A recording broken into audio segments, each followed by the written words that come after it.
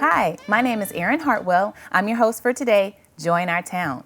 Today we have Ms. Kim Kidwell. She's the museum director for the Family Museum in Bettendorf, Iowa. Kim, welcome to the show. Thank you. Thanks for having me. Today we're going to talk with Kim about winter activities for kids. It is so cold outside, and I know as a parent, I'm always wanting to find something that's active and this like got my son, his mind going inside. Sure. How does that work?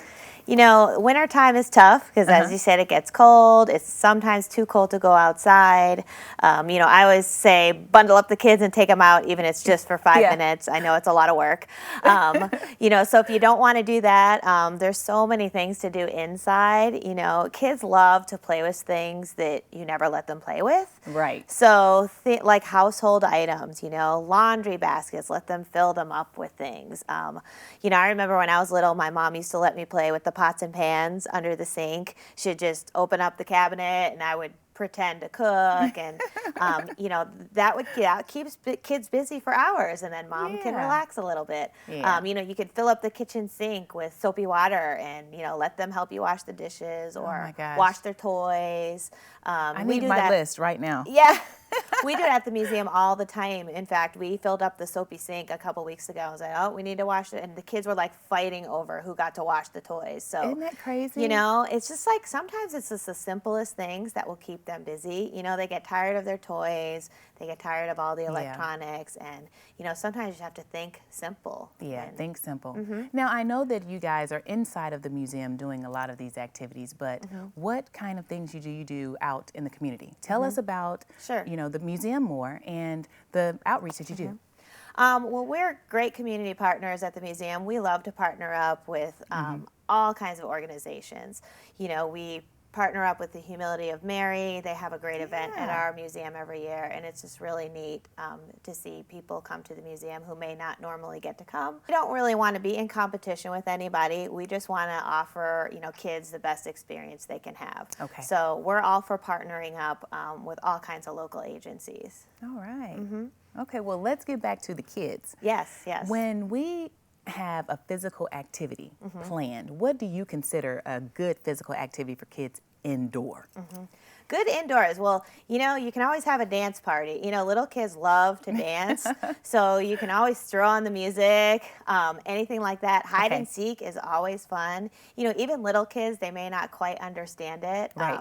But what I like to play, or when my kids were little, because as you know, adults, it's kind of hard for us to hide. You only have like certain places you can hide because we're kind of large. So I like to hide an item. So like go hide, their favorite stuffed bear or something like that, and then they have to go find them.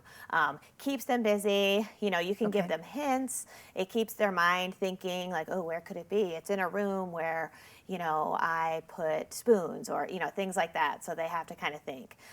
Indoor scavenger hunts are fun. All you have to do is like print out pictures or draw pictures of things that they have to go find. Go find me one red sock. Okay. Well, where are they going to find it? So they can go, your house might be torn apart a little bit, but that's okay. Go find me one cotton ball, or where are they going to find that? Then they have to go, they have to think about where it is, and they have to actually go physically find it. And, you can have little prizes for them, like, little trinkets around the house, or, you just do it for fun.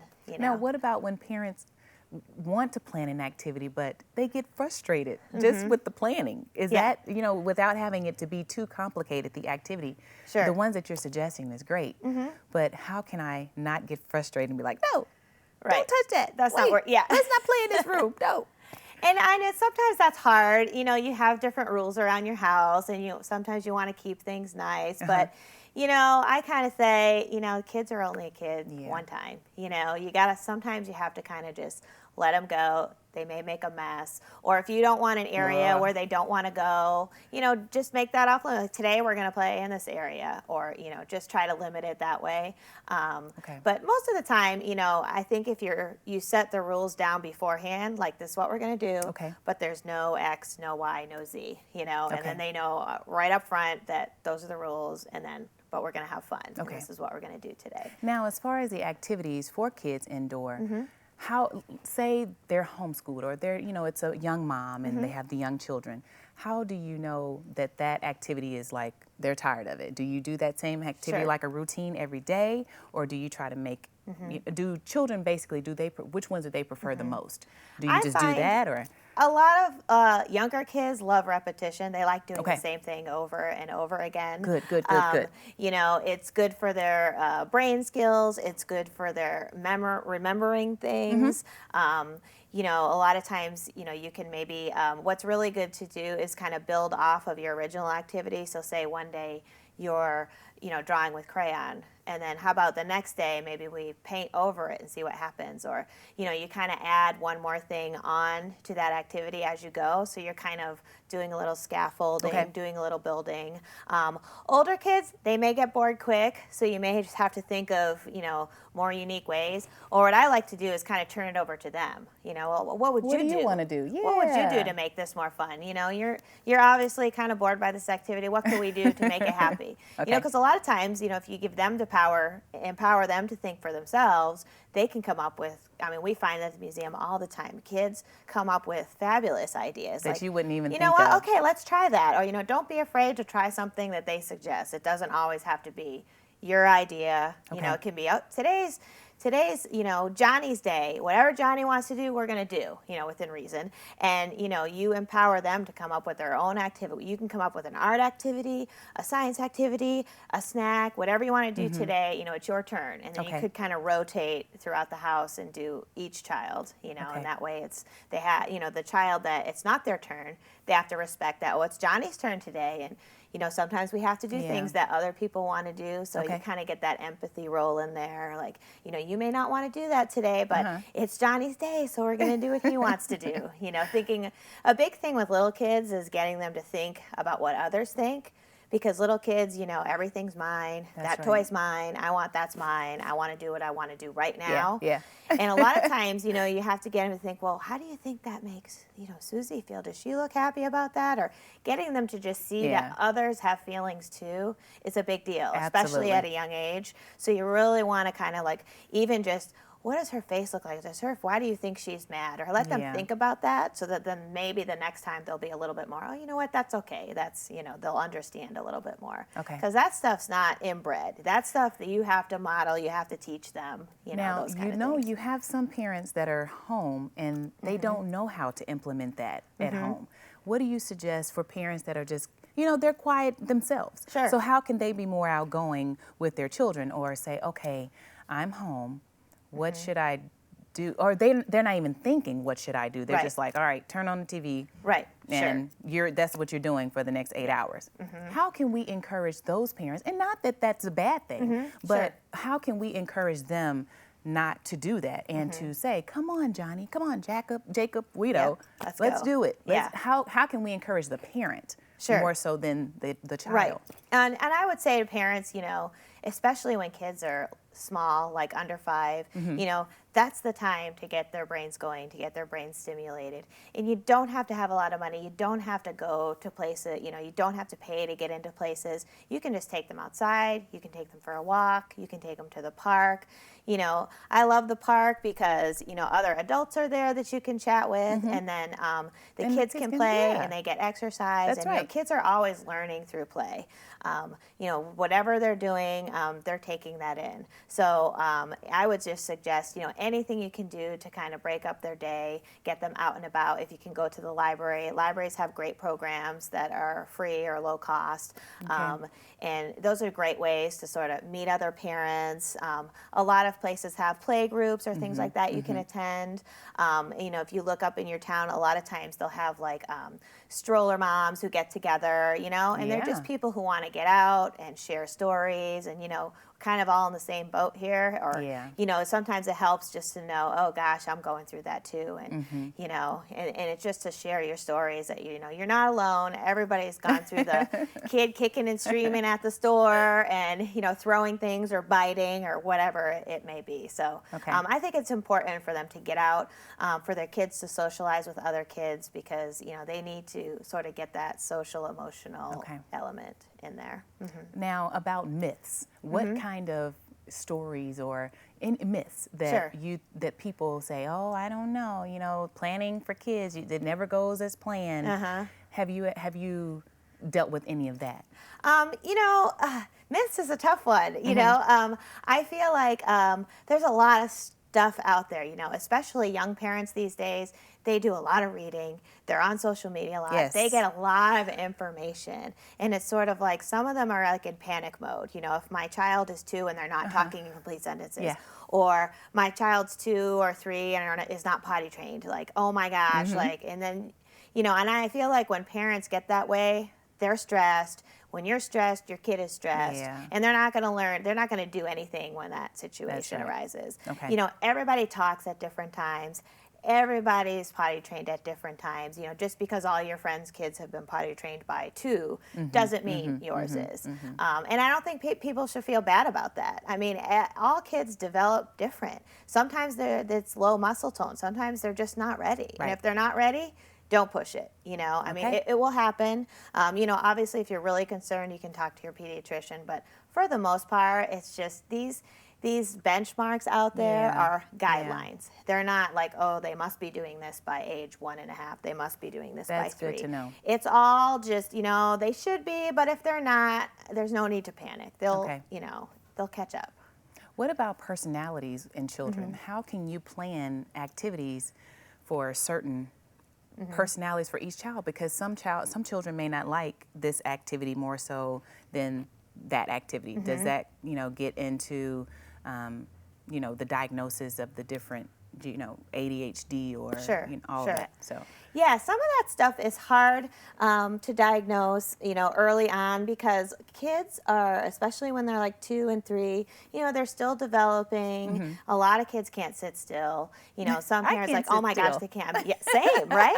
So it's kind of like, and our philosophy at the museum is kind of like, if you want to get up and move around or you want to roll around on the carpet during a story, that's okay. Yeah. There's research, they're listening. Just because they're not sitting crisscross applesauce with their hands in their lap doesn't mean they're not taking anything in. Kids are kids. They want to touch things. They want to touch their friends. Absolutely. And what I've found too in some of the trainings that I've had is, the researchers say, let them do that. If the other child is bothered by it, then you point that out. You say, you know what, Johnny doesn't like that. So, don't, or you tell Johnny, tell Susie that you don't want her to do that.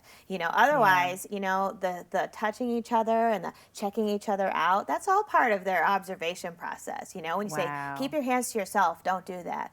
Well, they're like, well, why not? Like, Susie has nice hair. I want to touch it. Like, and that's okay. I mean, let them do it. What's wrong with it? What's going to happen?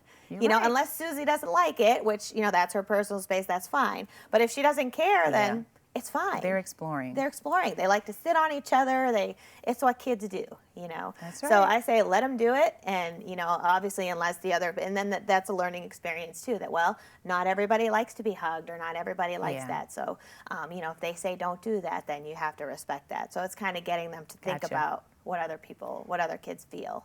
So. All right. Well, thank you for that information to start out. And when we come back, viewers, we're going to talk with Ms. Kim, hands-on stuff. When we'll be back with Join Our Town. More than 600 people are living with HIV and AIDS in the Quad Cities. Over 150 of them don't know it. The project at the Quad Cities provides support to hundreds of individuals and their families in Iowa and Illinois. We've performed thousands of confidential HIV tests and helped HIV-positive mothers give birth to 18 HIV-negative babies. Our mission, your life, the project of the Quad Cities, committed to action in the battle against HIV, STI, AIDS. You're watching TBN, part of the Trinity Broadcasting family of networks. See these hands? They grip the wheel of a Humvee in Afghanistan. These hands? 6 years treating soldiers. 12 years flying choppers. We know you're strong, but sometimes you need a helping hand. You served us. Now let us serve you. The Iowa City VA Healthcare System. Got a new TV, computer, or cell phone? Waste Commission of Scott County will properly recycle your old e-waste, so don't worry about your data and information. Not sure what items are considered e-waste? It's simple. Anything with a screen or circuit board. No appointment necessary. Just stop by our e-waste facility to drop off your items. The best part? It's free for Scott and Rock Island County residents. E-waste recycling. Good for the environment, easy for you. Not sure what to do with all those paint cans, cleaners, and other harmful items under the sink and in your garage? This material poses a health risk and is harmful to the environment, so it can't be thrown out. Go to wastecom.com and make an appointment to bring in your hazardous material. We will dispose of it properly, and here's the best part. It's free for Scott and Rock Island County residents. Proper disposal of hazardous material. Good for the environment, easy for you. My name is Erin Hartwell, and we're here with Joy in Our Town. And I have Miss Kim Kidwell. She's with the Family Museum. She's a museum director over there, and she's awesome. Right now, she's here with some hands-on activities. Kim, let's get to it. I cannot wait to, I was like, oh my gosh, my 10-year-old is gonna love this activity, and my 3-year-old is going to as well. So tell me how to construct this and keep my children, you know, patiently waiting for it at the same time. These activities, you know, that I have today are just with hopefully things that you find around your house or you can buy really inexpensively. You know, with all the toys and craziness out there, you know, kids just want to have fun with whatever you give them. So my favorite activity is this marshmallow toothpick structures.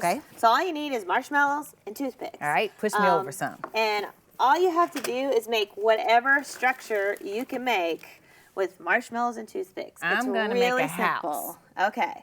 So with older kids, you can obviously challenge them. Make a house, make a bridge. They have to figure out how they're going to make it stand up. I brought a couple of these over here with me. Oh, look at this one. This one's on top. Yeah, so you can make, really, I've seen kids make bridges. I've seen them make all kinds of things. So there's a little bit of STEM in there. There's some science. There's some engineering that goes into it. Little kids will probably want to eat, you know, half the marshmallows. So sometimes what I usually do is say, this pile is for you to eat, and then this pile we're going to build with. So, you know, you got to let them eat some too. You can also use the larger size marshmallows. You don't have to use these tiny ones. But it's a great activity for thinking, problem solving. You know, you have to kind of have a structure in mind. Smaller kids, it's really good. What we call fine motor, so they have to pick up the marshmallow. They have to pick up the toothpick, and sometimes that's hard for them. Or even like hand-eye coordination, you know, getting it in there. And those are all pre-writing skills for them. It helps with their muscles and their fingers. So when they get older, you know, and they start picking up a pencil and gripping, it really helps with their muscles. Another really cool thing that I like to do to help with their muscles is if you have Play-Doh at home, if you don't, you can make it, or you can just make dough. It doesn't have to be fancy. And you could bury stuff in it, and then they have to dig it out. So when the kids have to dig it out, you know, I like to bury like those magnetic alphabet letters that everybody has at home on their fridge. You can bury those in the Play-Doh, and when they dig it out, you can ask them, what is that? What letter is that? You know, and if they don't know, obviously the letters are colored. You can ask them what color it is. You know. So they're just learning like And the they're entire having fun. time. So and you're they're not having grilling fun. them with flashcards. You're not saying, what letter is this? You know, they're digging it out of Play-Doh. Or you decide, oh, that's good. Look what I did. So it's fun. I mean, and literally So your mind just goes. Exactly. I call it kind of, you know, a lesser version of Legos. You know, you're putting stuff together, but it doesn't have to be fancy. You know, it can be whatever you want it to be. So, so that's a super fun activity, and you can just take it. I mean, you can make little triangles here. You can make things go. Like I said, I've seen marshmallow toothpick structures that are just like, you know, 3 feet high. I mean, they could. Older kids could work on this all day. So I just love it. It's super fun. I did it. Yay! All right, fun. what you got next? Okay, so another fun I'm eating activity. marshmallow all day. I know, they're good stuff, yeah. Another fun activity I like to do is all you have to do is take shaving cream and glue. If you have shaving cream and glue. It's 2 parts glue, so it doesn't really matter how much. You can just put 2 cups of glue or 2 half cups or whatever you decide, however much you want to make. So you have that, and then you do your 1 part shaving cream to your 2 parts glue. I'm just going to guesstimate because... Oh, it's going to make a mess. It is. It smells good, though. So then you mix that up. So what you end up having is this concoction that's obviously white. If you want to get creative and add food coloring to it, you can. You can make it whatever color you want. And then you take this lovely substance here and you put it on colored paper. Okay. So what ends up happening is it takes about a day or so to dry, but it dries as puppy paint. So it's really cool. So I like to use it in the winter, like if you have kids trace circles, they can make snowmen, or they can just make a big snow scene. You know, they don't even have to make a picture. And even if they want to like slop it up with their hands and rub it on, it's a good sensory activity. A lot of kids sometimes I run into today, they don't like to get their hands sticky, you know, and some of that's just the way they are, and some of it's, you know, they're kind of like, mom doesn't want them to get dirty. Oh, don't get that on you. Don't touch that. Don't touch that. So when they come to the museum, it's like, well, this is a place you can get messy. It's That's right. okay. That's right.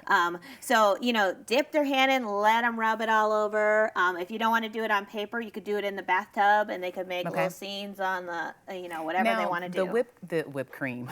It looks like whipped cream, doesn't it? The shaving cream, is that for the puffiness? And then the glue is to stick it? The glue will make it dry. Okay. Yep, we'll make it dry hard. Okay. So it'll keep, basically, it should look like this when it's dry, and when you touch it, it'll be hard. Like, it'll be cool. That's neat. Yeah. So it's just fun. I mean, you can make whatever you want to make with That's it. neat. And you could do this all times of year. I always think of it as like snowy, wintry kind of stuff.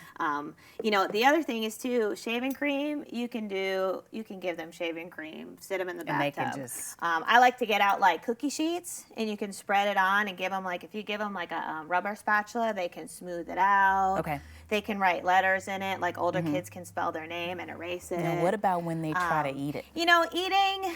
A lot of times, if they just eat a little, they're not going to like it, so they're going to try it once, but it won't be enough to really do anything. Okay.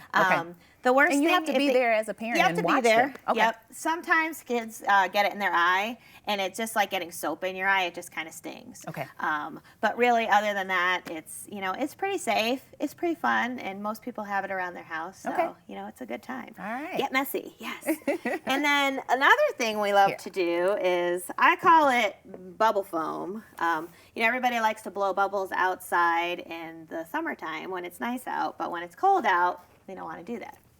So what you can do is just get some water and use some dish soap. You squirt it in, and then I picked up. Now, most kids don't know what this is, because these days we have electric mixers, we have all fancy gadgets. Do they even still sell those? They don't know. Well, I got them at Goodwill, so you may be able to find them there. You can sometimes find them at yard sales or whatever. You may be able to find them online, but I haven't bought any in a while. But this is a great, motor activity for kids. It builds muscle tone, because you have to, mix it. That's right. So you put this in, and they can mix it. Whoa! And it just makes tons of bubbles. Yeah. And I kind of call it bubbles. So it's kind of, you can do it in your kitchen sink. Okay. You can do it in the bathtub if you want to. You can get out, I like to get out sometimes different sized bowls and cups.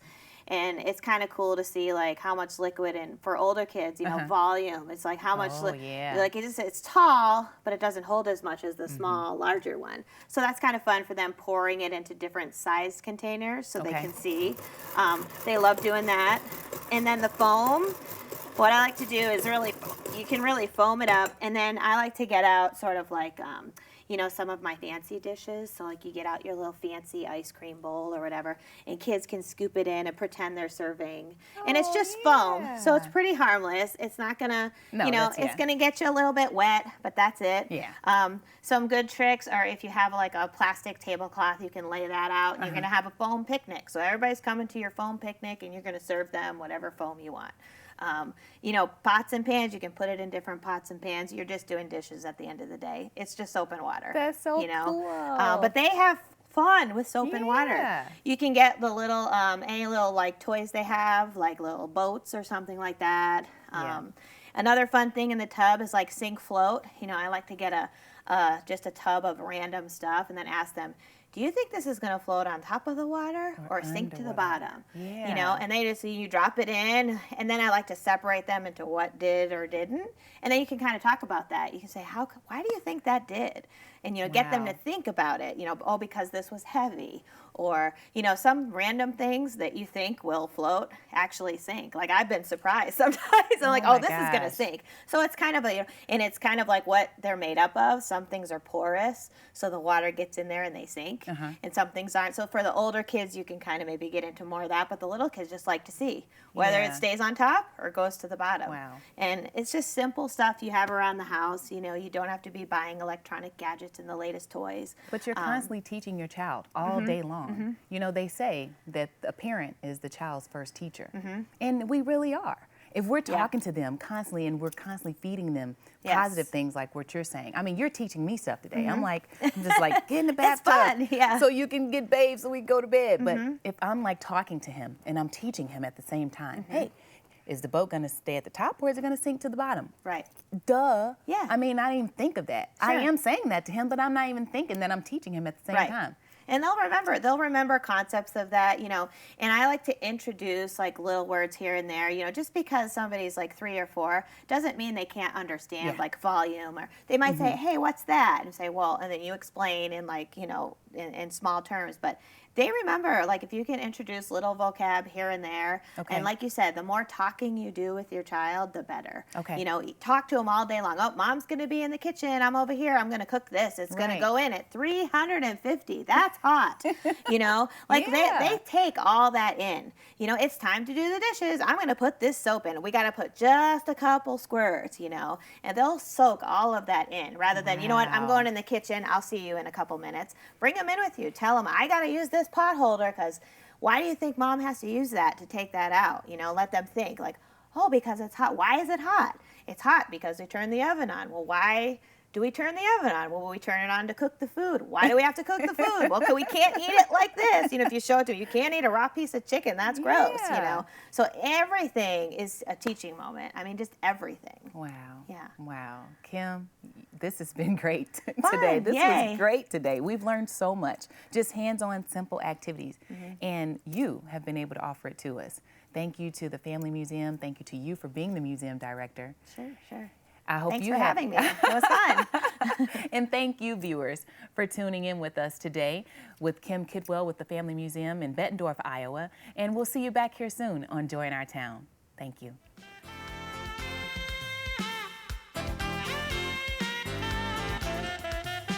This program has been sponsored by the Trinity Broadcasting Network and made possible by your telethon dollars.